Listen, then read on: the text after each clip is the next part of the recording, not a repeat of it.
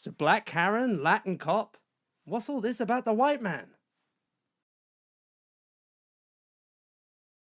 So this all happened in front of a young child, her also being a teacher and shaping the minds of the next generation, which is terrifying.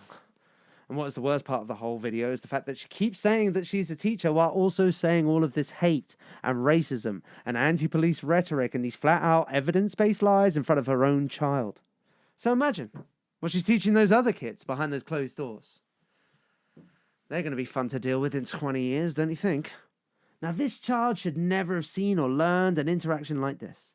It being the worst way to deal with a police officer. In fact, probably the exact way on how to get shot in a multitude of different circumstances.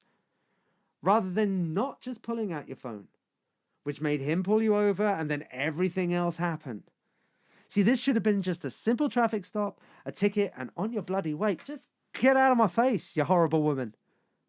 And if she is a teacher of children, let alone her own child, and this is how she acts, then she needs to be fired and not guiding the next generation, because she can't even keep it together for a traffic stop.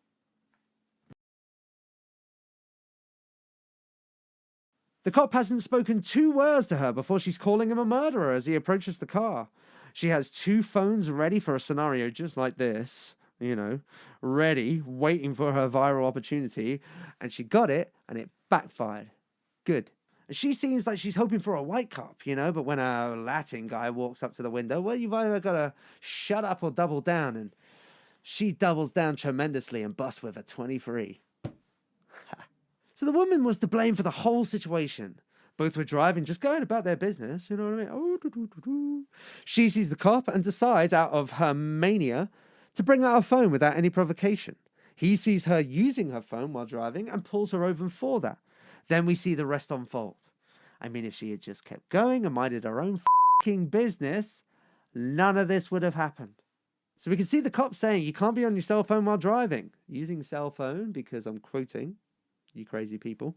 And the woman saying, yes, I started to record because you're a murderer. You're a murderer. Which is not the response I bet he expected when he approached the car. But she hasn't even got her driver's license on her when the officer asked for it, saying mistakenly she left it. I left it at home, murderer. Murderer. Driving with a phone in her hand, no license, being racist and abusive to an officer of the law. I mean, he even allows her to present a photo of it. Off her phone. The one that caused all the trouble in the first place.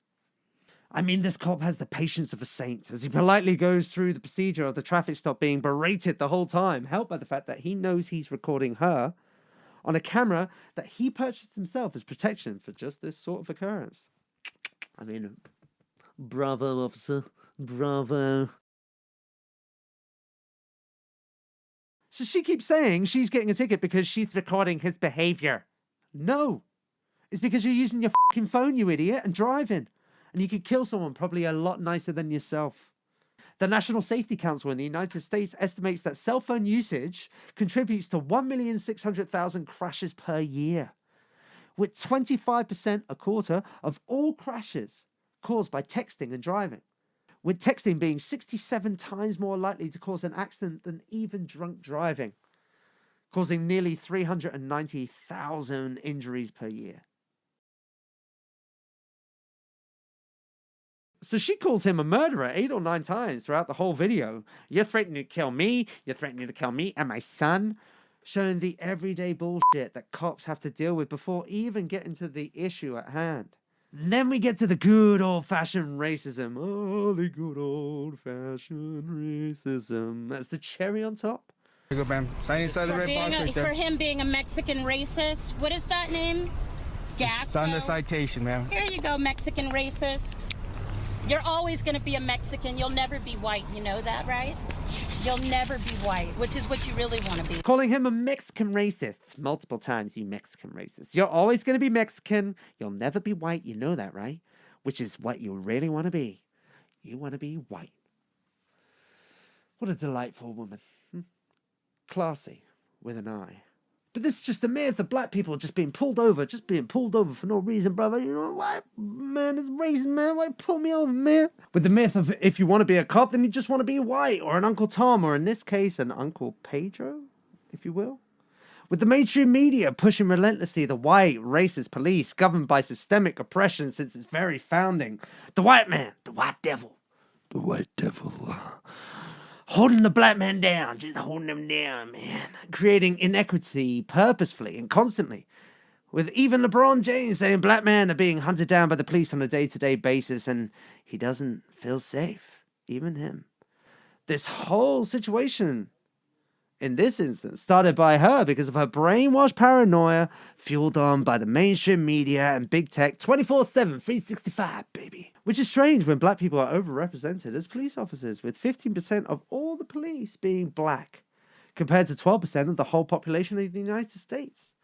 Cops aren't just white these days. Well, maybe most because of population and demographics, but they're really just people from the communities that they live in and want to protect, regardless of sex or race.